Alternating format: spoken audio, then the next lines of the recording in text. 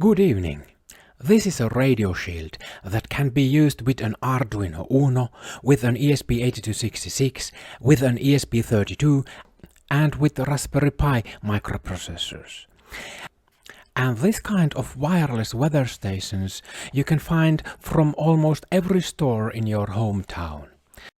Today I am going to show you how you can easily find out the transmission protocol of this transmitter, and after a while you can start easily to use these transmitters as excellent temperature sensors for your own projects. I start with this quite an ordinary computer. It is though brand new and still at its factory settings.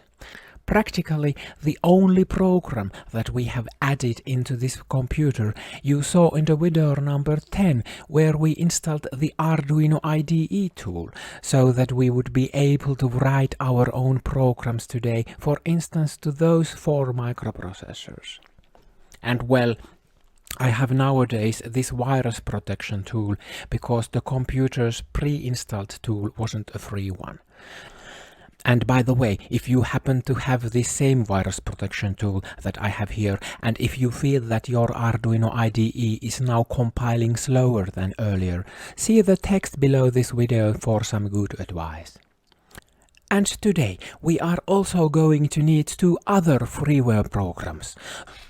The first one is a special driver for this extremely fast-working $7 radio receiver that will help us to find out our thermometer's broadcast frequency and to record those broadcasts so that we can examine them a little closer. Don't use the driver that comes with the radio receiver's dongle. That driver won't work here. From this side you will find the needed information on how to choose a dongle for yourself, where to buy one, and how to install the needed driver and this SDR Sharp program into your computer. I happened to install the SDR Sharp program into the download folder of my computer, so from there I am also to find this folder where the actual program is. I now open that program, I press this play button, and I get onto my computer screen a spectrum of some radio signals. Our weather station's manual claims that it uses some 868 MHz frequencies, so I want to see what's happening at that region. For the full list of these some settings that I quickly make here, see for the description of this video. And now, about twice in a minute, we hear some buzzing sound and see those 2 strong peaks of broadcasts. And that is in line with the information that is written to the user manual. I haven't calibrated this receiver yet, so let's hope that it is accurate enough, and let us just think that those 2 peaks are situated as shown at 868.17 MHz and at 868.29 MHz frequencies. I now tune our radio to that higher frequency. I press this record button, and right after the next peak we are ready with that recording, and I may press the stop button. From the actual weather station's display I make notice that at the time of that recorded broadcast the temperature measurement value was 24.2 degrees of Celsius. And in the similar manner, I now record the broadcast at the region of that lower radio frequency. And at the weather station's display, I am glad to notice that in the meanwhile the temperature hasn't changed at all. So, the both 2 recordings should now carry the same information of 24.2 degrees Celsius measurements. To be able to analyze these 2 extremely short recordings, I need this Audacity program. I install it by using everywhere its default settings, and now I run that program. We now want to see that first recording that we made. You will find your recordings in that same folder where you have extracted your SDR Sharp program and its other files. And as said, in my case all those files are here, and I now open this our first recording. I see here two identical stereo channels. We need only one of those two. And I delayed also these long periods of silence that are located before and after the actual broadcast. Next, I import the second recording and I do the same cleanup for that too. And we see that the information from that wireless thermometer is transmitted as a series of on-off signals, where the binary ones are represented as radio signals that are sent at that lower frequency, and where the binary zeros are represented by radio signals that are sent at that higher frequency.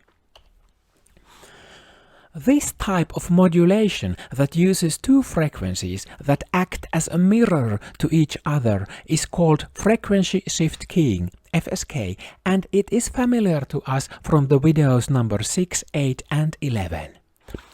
This FSK modulation is good for high transmission speeds, but for these kind of small and rare amounts of data, one single channel, or in other words, the so-called on-off keying, would have been fully sufficient. Well, anyhow, there seems to be 52 bits here. So from the beginning of the second bit to the beginning of the last bit, there are only 50 bits, and from the timeline we see that all those 50 bits are transmitted in about 2.9 milliseconds. So every single bit lasts about 58 microseconds, or in other words, the bits come at a rate of approximately 17,241 bits per second. At the beginning of the broadcast, we see alternating bits 10101010. Such an alternating sequence of bits in the beginning of a transmission is called a preamble. We can write it here conveniently as a hexadecimal number AA. With the help of this preamble, our receiver shield adjusts its internal clock so that it will know the exactly right moments when to read each next bit that is to come. After that preamble, we see two hexadecimal bytes, 2D and D4, that are familiar to us from the videos number 6 and 8. At those videos, these bytes acted as a synchronization word, and they told to their receivers that the actual message is about to begin right after them, right now. Let's assume that the need for some synchronization is their job here as well. After the preamble and synchronization word, and as an actual message, we are left with these 28 bits, or in other words, with certain 3.5 bytes, that must be carrying the information of the measured temperature. Let us now place our radio shield on an Arduino UNO. It would be nice if our Arduino UNO could program the registers of our radio shield so that it would work as an FSK receiver for broadcasts at the speed of 17,241 bits per second. It should listen to those two frequencies, and it shouldn't get disturbed by the frequencies far from those limits. If the receiver finds a row of bits that match to our preamble and synchronization word, it writes down the next bytes that are to come and sets a certain register bit high to indicate that a message is ready for us to be read. I run this program and we get to the serial monitor some interesting bits, especially at those moments when our spectrum analyzer gives the buzzing sound and shows the two peaks on our computer screen. We make notice that the rows of bits that appear with that buzzing sound always do begin with these 8 bits. And if I take the transmitter's batteries away for a while and then power the transmitter up again, we start seeing some other, but again constant, 8-bit sequences at the beginnings of these new messages. The reason for this behavior is that these transmitters take a new identity after every new battery change. And the 8-bit beginnings that we see are transmitters' identification numbers. And that is a good thing, because if some two transmitters in the same neighborhood would accidentally have exactly the same identity numbers, so after such a battery change, that coincidence wouldn't cause any further harm for the communication. Let's concentrate solely at these broadcasts that after our recent battery change are now having this identity number. I have written to my program few new lines so that it excludes all those other messages that begin with some other identity numbers. And we see that most of the garbage messages have now dropped away. If I now put the thermometer into my freezer, we see that the bits that are located after the identity number start to change as the transmitter's sensor is getting colder and colder. And we see a very large changing of bits at the moment as the temperature right now falls below 11.2 degrees of Celsius. And further, we notice that always when the measured temperature falls by 1/10 of a Celsius degree, the binary number at this region always decreases with one whole bit. So, there should be 512 such small decrements of temperature between the readings from the binary number 10000000000 to the binary number 0. This kind of coding is able to represent temperatures down to -40 degrees of Celsius that happens to be at the same time -40 degrees of Fahrenheit. And respectively, we can calculate that this coding could represent some warmer temperatures up to 62.2 degrees of Celsius, or in other words, up to about 143 degrees of Fahrenheit.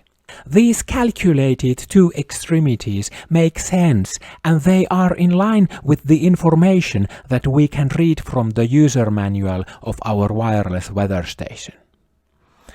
I must admit that it took me a while to figure out this protocol, and at the moment when my transmitter had been powered on continuously for about 100 minutes, something special happened. I saw this one bit turning off for its first time, and it remained being off until I changed the batteries again. And it is with the help of this piece of information that the receiver gets to know if some new transmitter is powered on in its neighborhood, or more importantly, if the batteries are changed to its own transmitter. If I place into the transmitter some old and really poor batteries, we see that now this other bit has turned on. And that is in line with the user manual, where we can read that these weather stations are able to know and to tell to the user when it is time to change new batteries to the transmitter unit. Usually, at the endings of these kind of radio broadcasts, there are 1 or 2 error detection bytes that are trying to exclude garbage messages as good as possible. And as we saw in the video number 6, in one other thermometer from this same company, the error detection byte was calculated with this algorithm. So, I copy the beginning, for instance, of this one message and paste it into this online calculator. And I am lucky to see that the algorithm gives exactly the same result as our transmitter had calculated and presented as its own error detection byte. If I hadn't been that lucky, I would have started to change these binary numbers to see if the transmitter would be using some other CRC8 error detection algorithm. So, now we are ready with the Arduino UNO. I have uploaded for you this sniffer program into the description of this video. You can download it from there and modify it towards your own needs. Our main interests are, of course, the temperature measurement values. So let's clean up and rewrite our program so that it shows us only the temperature measurement values. We would have been able to continue using the Arduino UNO here as well, but just for the sake of change and in order to give you some more tools to play with, I use here a Wemos D1R2 board. But first, we must take a closer look at our Dragino LoRa radio shield. I have here the version 1.3. At the factory, they have set these 3 jumper sockets so that this screen and the actual radio module is connected to this in-circuit serial programming connector. The Wemos board doesn't have this ICSP connector, so for the next experiment we have to move those 2 jumper sockets that serve clock and meso signals to the outermost row of pin headers. And by that way, the green radio module gets connected to these 2 pin headers at the edge of the shield.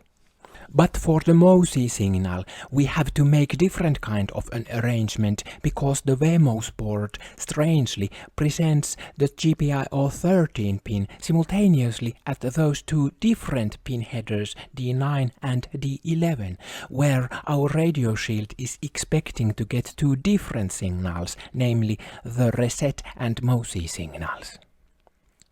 We can't here change the place of the reset signal's pin header, but by totally removing this last jumper connector and by adding to that centermost pin header a female to male DuPont jumper wire, we will be able to supply the MOSI signal from some other microcontroller pin.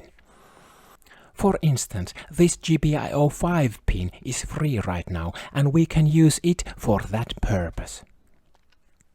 And in an equally strange manner, the Wemos board presents the GPIO 14 signal simultaneously at those 2 pin headers D13 and D7, where our radio shield is expecting to get 2 different signals, namely the SPI bus's clock signal and interrupt signal number 2 from our radio. By dislocating this 1 jumper socket, we can break that unwanted interrupt connection so that it won't disturb our SPI bus's clock anymore. And because of a similar reason, we have to dislocate this other jumper socket too, so that the interrupt signal number 5 that comes from the radio wouldn't disturb our SPI bus's meso signal. And finally, we have to dislocate the last jumper socket as well, because otherwise the interrupt signal number 1 from the radio would disturb the GPIO 2 pin at the time when our ESP8266 is booting up. After these strange adjustments, we may now at last connect this modified Dragino shield onto our Wemos board. And we see that we are able to get those wireless temperature measurement values to an ESP8266 microcontroller as well. Let's test the shield and our program at an ESP32 microcontroller as well. Here, you may leave the jumper connectors of the interrupt signals at their original places if you want, but if you do so, it is wise to configure the corresponding GPIO pins number 22, 26 and 27 as input pins, because at those lines the Dragino shield hasn't got any resistors that would protect our microcontroller from a shortcut if we would accidentally try to write something to those pins. And it is especially important to configure the GPIO pins number 2 and 17 as input pins, because at those pins we don't have any jumper socket connectors that could be lifted off to break those unwanted connections. And further we notice that here we can't use at all the ICSP connector of the Dragino shield. So we must have all these 3 jumper sockets as their outermost positions near the edge of the shield. And as with many other ESP32 development boards, you every now and then may have to pull this GPIO 0 pin down to the ground for the beginning or during the whole time of uploading. And that is the regrettable case here too. It is quite unbearable that for the ESP32 microcontrollers, the Arduino IDE's auto-uploading feature doesn't yet function as good as with other microcontrollers. Well, anyhow, we finally do see that this program works at an ESP32 microcontroller as well. These our final settings of jumper connectors are good in that sense that we don't need any extra jumper wire for the MOSI signal. And even more important is that exactly these same settings of jumper connectors would do for our Arduino UNO as well. This my final program is heavily commented. I have uploaded this code to the description of this video, so you can use and freely modify it for your own projects. And what is even better is that with some 7 jumper wires, this exactly same program code works also on a Raspberry Pi. And if you like soldering some wires, then all you need is that small green radio module. And now I am very glad, because at this point I at last feel that we are ready to proceed to the sensors that use LoRa long-range technology. So, thank you for your precious time this evening, and see you soon. Goodbye.